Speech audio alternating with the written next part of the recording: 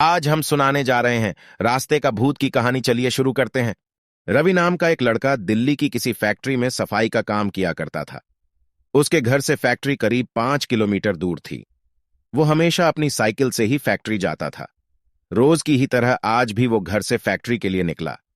उसे रास्ते में पड़ने वाले एक चौराहे पर एक लड़की दिखी जो उसे गुस्से में घूर रही थी। लड़के ने भी उसे देखा और फिर मुंह फेर कर फैक्ट्री चला गया। अगले दिन भी सुबह वो लड़की उसी जगह पर खड़ी थी और रवि को घूर रही थी। उसने पलटकर लड़की को नहीं देखा और सीधे अपने काम पर चला गया। रोजाना इसी तरह हफ्ते भर वो लड़की चौराहे पर खड़ी होकर रवि को घूरती थी और रवि उसे अनदेखा करके फैक्ट्री चला जाता था। करीब 7 दिन बाद जब रवि फैक्ट्री जा रहा था तो उसे वो लड़की उस जगह पर खड़ी नहीं दिखी।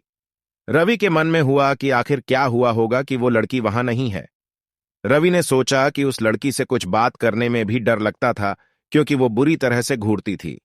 इन्हीं ख्यालों के साथ वो फैक्ट्री पहुंचा और साफ सफाई करके शाम को घर लौट गया। वो लड़की एक हफ्ते तक उस चौराहे पर नहीं दिखी। एक दिन जब शाम को वो लड़का घर पहुंचा तो उसे अपने बेड पर एक चिट्ठी दिखी। उसमें लिखा था, मेरा नाम प्रीति है। मैं तुम्हें एक हफ्ते पहले रोज एक चौराहे पर दिखती थी। कल शाम तुम वहीं पर खड़े होकर मेरा इंतजार करना। उस चिट्ठी में एक फोटो भी थी जो उसी चौराहे पर खड़ी लड़की से मिलती थी। लड़के के मन में हुआ कि आखिर इसे मेरे घर का पता कैसे मिला होगा और ये चिट्ठी मेरे बेड तक कैसे पहुंची।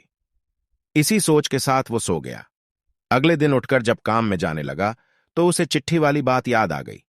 साइकिल से वो सुबह फैक्ट्री पहुंचा और दिन भर उसी लड़की के बारे में सोचता रहा। शाम को वो उस चौराहे पर पहुंचकर उस लड़की का इंतजार करने लगा। काफी देर हो गई लेकिन वो नहीं आई। रवि इंतजार करके थक गया था, इसलिए वो घर की ओर निकल गया। घर पहुंचते ही उसने सोचा कि क्यों न चिट्ठी पर लिखे हुए पते पर जाकर ही उस लड़की से मिल लिया जाए। रात होने को थी, इसलिए उसने सुबह सुबह उस लड़की के घर जाने की सोची। सुबह होते ही जल्दी तैयार होकर रवि चिट्ठी पर लिखे पते पर पहुंच गया।